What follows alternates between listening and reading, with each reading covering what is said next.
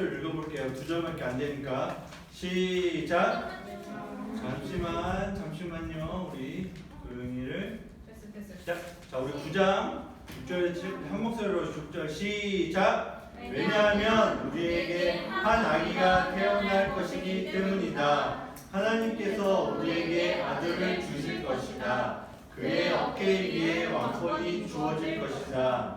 그의 이름은 기묘자, 모사, 전능하신 하나님, 영원히 살아계신 아버지, 평화의 왕이시다. 7절 다 같이 시작. 그의 왕권은 점점 커지겠고 평화가 그의 나라에서 영원히 이어진다. 그가 다윗의 보좌와 다윗의 나라에서 다스릴 것이다. 그가 정의와 공평으로 이제부터 영원토록 그의 나라를 견고하게 세울 것이다. 만군의 여호와께서 이 일을 이루실 것이다. 왜냐하면 주께서 자기 백성을 뜨겁게 사랑하시기 때문이다. 아멘. 자, 우리 함께 기도할까요? 말씀 보기 전에 기도할게요. 하나님, 코로나로 인하여 많은 친구들이 함께 예배를 드리지 못합니다. 또 많은 생활에 제약이 있습니다. 주님, 이 시기가 빨리 지나갈 수 있도록 주님 도와주시고 우리의 마음 가운데 이 시간을 잘 인내하며 견딜 수 있는 그런 하나님의 마음도 허락하여 주시옵소서. 이 모든 말씀 하나님이 많으신 예수 그리스도의 이름으로 기도하였습니다. 아멘. 자, 오늘의 제목은 빛.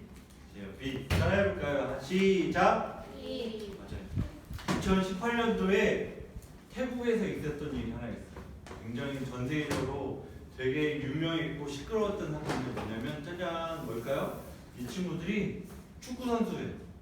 유소년 축구 선수들인데 이 친구들이 어떻게 됐을까요? 동굴에 갇혔어. 맞아요. 동굴에 갇혔어요. 아무것도 보이지 않는 동굴에 갇혀가지고 코치 한 명과 12명의 아이들이 거기에 갇혀있어요. 며칠 동안 있었을까요?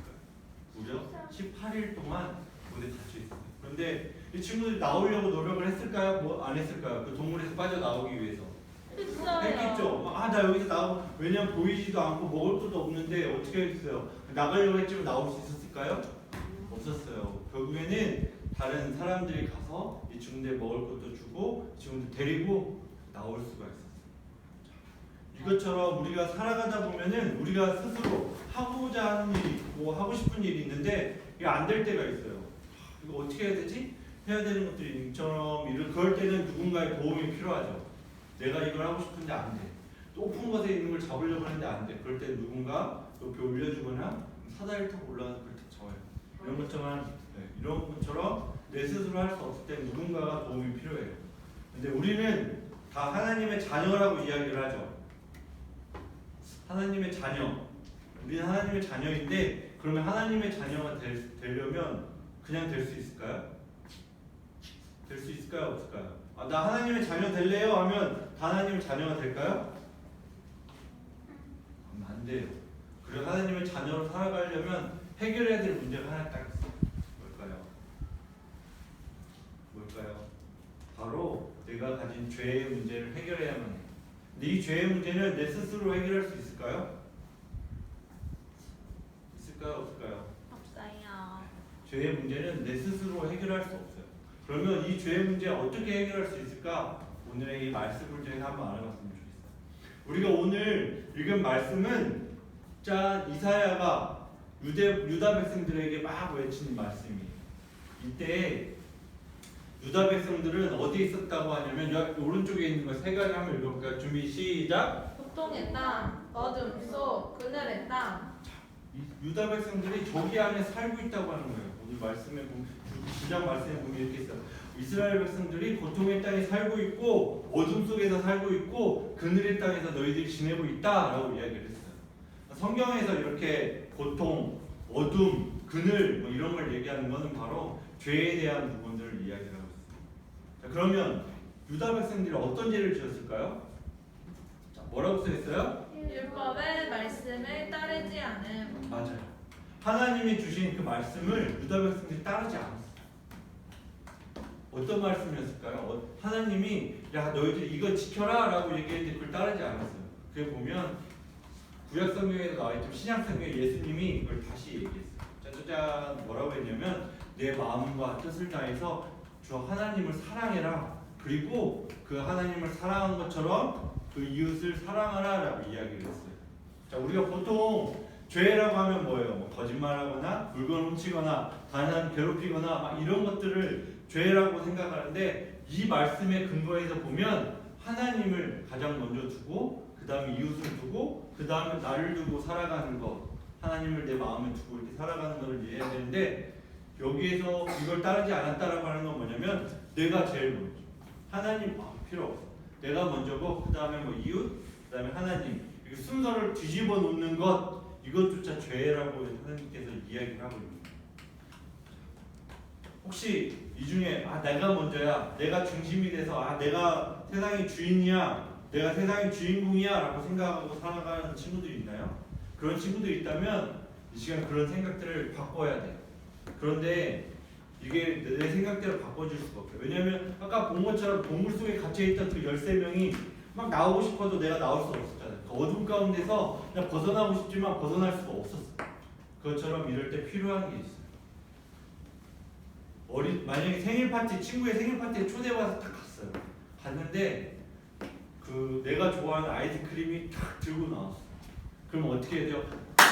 저 먼저 주세요, 제가 먼저 먹으면 안 될까? 이렇게 생각하죠. 내 마음 가운데 그렇게 하고 싶지 않아요.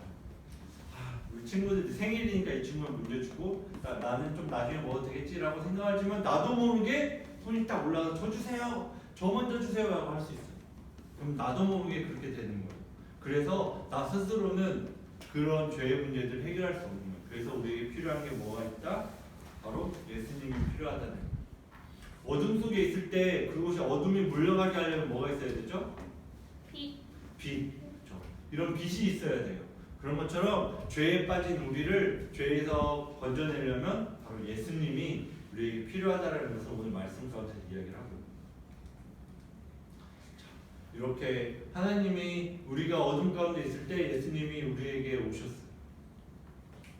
어둠 속에 여러분들 혼자 있다고 생각을 해보세요. 그러면 어떻게 해요? 그 빛 누군가 막 무섭겠죠. 혼자 있으면 무섭겠죠. 그런데 누군가 저 끝에서 빛을 들고 환한 빛을 저렇게 들고 막 찾아오고 있어요. 여러분들이랑. 그럼 어떻게 해야겠어요? 너무나 반갑겠죠. 어둠은 무섭지 않고 반갑겠죠. 그리고 그 빛을 따라가면 어떻게 돼요? 여기 어두운 곳에서 벗어날 수가 있겠죠. 이런 것처럼 우리가 이렇게 빛을 따라가야 되는데, 예수님이 오신 그 빛은 우리에게 어떤 효과가 있냐면, 딱 보면 뭐라고 했냐면, 추수할 때 사람들이 기뻐하듯이 우리에게 기쁨을 준다라고 얘기했어요. 그 예수님. 그리고 또 뭐라고 했어요?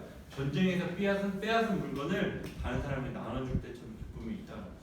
농사를 지어서 내가 농사 지은 걸 막 거둘 때 얼마나 기쁘겠어요. 나는 이제 이걸로 1년 동안 수고한 거 이거 가지고 나도 먹고 다른 사람도 나눠주고 또 이걸 팔아서 우리 자녀들도 먹일 수 있고 얼마나 기쁘겠어요. 그리고 전쟁을 했는데 전쟁에서 이겼어. 그래가지고 상대편이 가지고 있던 좋은 물건들을 가져와서 사람들에게 막 나눠준다는 생각, 얼마나 기쁘겠어요. 이것처럼 우리가 예수님을 만났을 때 이러한 기쁨이 있다라고 이야기를 하고 있어요. 근데 우리가 죄 씻은 거룩하신 분은 죄하고 같이 있을 수가 없는 거죠. 어둠하고 빛이 같이 있을 수 있나요? 없죠. 어두운 곳에 빛이 오면 어떻게 돼요? 그곳이 어떻게 돼요? 밝아지죠. 그리고 밝은 곳에 이 빛이 없어지면 어떻게 돼요? 어두워지죠. 이것처럼 거룩하신 하나님은 죄하고 같이 있을 수가 없는 거예요. 그렇기 때문에 우리가 하나님과 같이 이렇게 추수할 때의 기쁨과 전쟁에서 빼앗은 걸 나눌 때의 기쁨을 누리려면 우리 가운데 죄가 없어야 돼요. 그래서 거룩하신 하나님을 만났을 때 우리에게 죄가 없어야 된다는 것을 우리가 알아요. 그렇지만 우리 죄를 없애는 것을 우리 스스로 할 수 있다고 했어요? 없다고 했어요? 없어요. 그러니까 없기 때문에 우리가 그 예수님을 만나야 되는데, 그런데 내가 하나님을 몰라도 잘 사는 것 같은데 왜 내가 하나님을 만나야 돼요? 라고 생각하는 친구들이 있어요. 나 없어도 잘 사는 것 같은데, 그런데 오늘의 우리가 이 성경에서 보면 하나님이 우리에게 어떤 분인지를 딱 4가지를 얘기해주고 있어요. 첫 번째, 놀라운 조언자라고 이야기했어요. 기묘자 모사라라고 얘기했는데, 그게 우리말로 얘기하면 놀라운 조언자예요. 그게 뭐냐면 우리 앞의 길을 다 알고 계시는 분, 우리가 어떻게 살아야 될지, 우리가 어떻게 살아야 좋은 길로 갈지를 다 알고 계시는 분이 누구다? 하나님이다. 그러니까 하나님은 우리 옆에서 야 재현아, 도영아, 예진아, 우진아, 예빈아, 너 이렇게 살아가면 좋을 거야. 이렇게 살아야 돼라고 우리에게 조언을 해주시는 거예요. 그리고 또 두 번째는 뭐라고 했어요? 전능하신 분이다. 그러니까 하나님은 우리에게 말로만 잘 얘기해 주는 분이 아니에요. 보통 이렇게 부모님들과 축구 같은 거 볼 때 어때요? 축구 볼 때 잘 못하면 아버지가 옆에서 그걸 저렇게 하면 안 되고 이렇게 차야지 이렇게 하는데 실제로 아빠가 차면 어떻게 된다? 그 사람보다 더 잘한다 못한다? 잘할 수도 있지만 대부분은 잘 못 차요. 그렇죠? 더 잘 못해. 말로 막 얘기하는. 근데 하나님은 그런 분이 아니라 얘기를 해줘도 이렇게 잘 끄고 하지만 실제로도 그렇게 우리를 이끌어줄 수 있는 분. 그런 힘이 있으신 분이라는 것을 하나님은 얘기하시는 거예요. 전능하신 하나님, 우리가 이렇게 갈 수 있도록 직접적으로 하나님이 일하신다라고 얘기를 하는 거예요. 그리고 세 번째, 영원히 존재하시는 분이다. 세상에 많은 사람들이 훌륭한 사람들이 있어요. 그렇지만 이 사람들은 어떻게 해요? 언젠가는 죽게 되죠. 하지만 하나님은 그렇지 않다라는 거예요. 그래서 영원히 여러분과 끝까지 계속 존재하시면서 여러분들에게 조언도 해주고 좋은 길로 갈 수 있도록 조언도 해주고 그 다음에 여러분들이 그 길을 갈 수 있도록 실제로 일하시는 분이다라는 거예요. 세 번째, 평화의 왕이다. 하나님은 우리에게 평화를 가져다 주실 분이에요. 우리 마음 가운데 혼란도 있고 여러 가지 복잡한 마음도 여러 가지 있지만 하나님께서는 우리에게 평화를 가져다 주시는 그 왕이시기 때문에 우리가 이 네 가지를 보면서 하나님은 이런 분이기 때문에 우리가 살아가면서 이런 하나님과 같이 해야 된다는 것을 오늘 성경에서 이야기하고 있는 거예요. 이처럼 하나님은 우리와 함께 영원히 계시면서 우리의 앞길을 보여주시고 또 우리를 위해서 일하시는 분이에요. 그런데 더 한 가지 중요한 건 하나님은 우리를 뜨겁게 사랑하신다라고 이야기하시죠. 우리를 뜨겁게 사랑한다. 사랑한다라는 건 뭐냐면 사랑은 보기만 해도 좋지만 그 사람을 위해서 내 모든 것을 내어주는 거예요. 내가 이 사람을 사랑하면 이 사람을 관심이 가고 이 사람이 하고 싶은 걸 다 해주고 이렇게 하는 것처럼 하나님이 우리 각자 한 사람 한 사람을 뜨겁게 사랑하신다라고 얘기하는 거예요. 자, 이렇게 하나님의 뜨거운 사랑을 받기 위해서는 뭐가 없어야 된다고 했죠? 죄가 없어야 된다. 자, 이 죄는 우리가 아무리 깨끗이 씻으려고 해도 씻을 수 있을까요? 우리가 아무리 착한 일을 하고 노력한다고 해도 그런다고 해서 죄가 없어지나요? 그렇지 않다라고 성경에 나와 있어요. 그래서 오직 하나님의 아들인 예수님을 통해서 오늘 성경에서 본 것처럼 한 아기를 보내셨어요. 그리고 하나님의 아들을 우리에게 보내주셔서 그 죄를 씻게 해주신 거예요. 좋아요. 내가 하나님 예수님을 믿기로 시작했어요. 하나님 믿습니다. 내가 그 예수님 하나님이 우리에게 보내주신 그 예수님을 내가 믿고 그 따라가겠습니다 라고 결심하면 될까요? 우리에게는 또 행동으로 해야 될 것들이 있어요. 하나님의 자녀로서 그 결심을 하고 그에 따라서 살아가야 되는 행동인데 오늘 일주일 동안 친구들이 이걸 한번 해봤으면 좋겠어요. 친구들에게 또 가족들에게 양보할 수 있는 친구들이 됐으면 좋겠어요. 아까 뭐라 그랬죠? 하나님을 먼저 생각하고 그 다음에 이웃, 그 다음에 나라 그랬어요. 그러니까 무언가 여러분들에게 좋은 게 생겼다, 맛있는 게 생겼다 이랬을 때 먼저 하나님께 감사했으면 좋겠어요. 하나님 이거 주셔서 너무 감사합니다. 그리고 주위를 싹 살펴봐요. 그래서 내 동생이, 우리 언니가, 오빠가, 내 친구가 이게 먼저 너 이거 한번 먹어볼래? 우리 이거 해볼래? 라고 먼저 양보하고 그 다음에 내가 한번 해보는 그런 우리 친구들이 됐으면 좋겠어요. 세상에서 주는 지혜와 세상이 주는 능력, 세상이 주는 권세에 따라가지 않고 영원히 우리 옆에 계시고 우리를 인도하시는 하나님의 능력에 따라서 그 하나님의 그 사랑을 늘 경험할 수 있는 우리 친구들이 됐으면 좋겠어요. 알겠죠?